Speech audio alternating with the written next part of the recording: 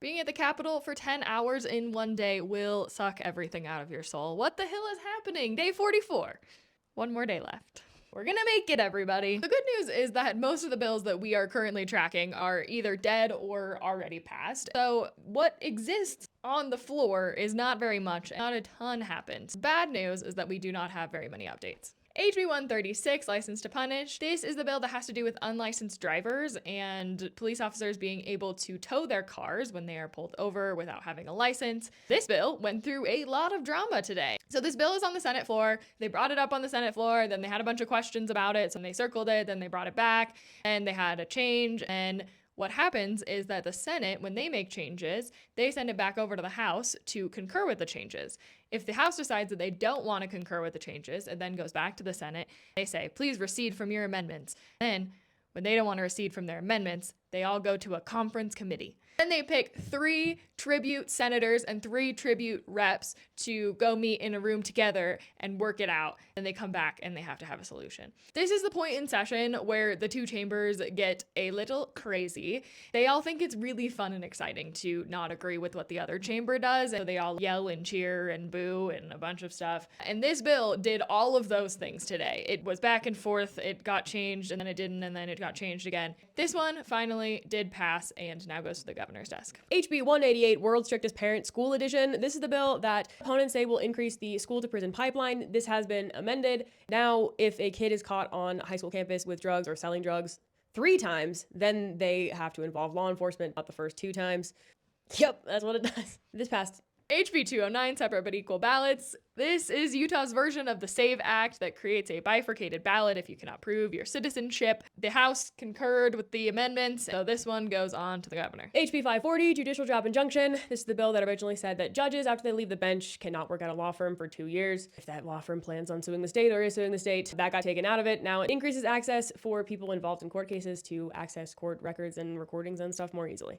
It basically doesn't do anything now. It's got amended to take the cooling off period for judges out of it. And then the House concurred with the Senate amendments. Now it goes to the governor. The weird thing about what's happening at the very end of session is that you will see a bill in the House and then it'll go to the Senate and it'll go back to the House and just like watch it go back and forth. It's very difficult to keep track of what's going on. Really annoying.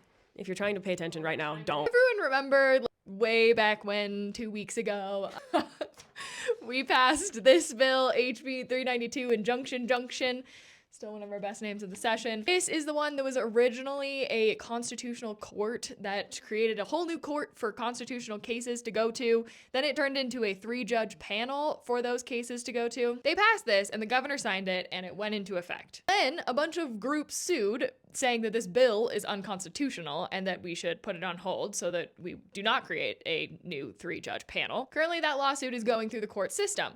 The legislature probably knew that they're going to lose that case. It would be called unconstitutional. So today we had to amend a very different bill that we don't even have a sticky note for. Today they introduced into a whole different bill, HB 366, a portion of that bill that would be a workaround in case this constitutional court gets overturned in court. It would essentially do the same thing as the 3-judge panel. They did put in a couple of things that make it a little bit more fair and then a little bit less likely to be ruled as unconstitutional. Like it's not just the legislature and the governor deciding which bills go to the constitutional court or to the 3-judge panel. Can't keep up. This is honestly a very impressive maneuver by the legislature because they are foreseeing that they're going to lose this case and already implementing different legislation ahead of time in case they do. It's bad for judicial independence and all of the laws that are unconstitutional that the legislature passes. But that bill that they did amend did get adopted and passed also now on the governor's desk. Well, we don't have to do this. We have free will. Well, we are in our depression hoods, but hopefully looking like the Grim Reaper will make it so that all these bills die, maybe. Would that be fun? I don't know. What else? Anything else? Tomorrow's the last day. Tomorrow's the last day. And like not that much stuff is left for our purposes, which is a good thing.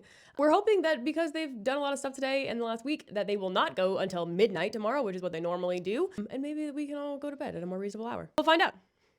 Yay, on to day 45.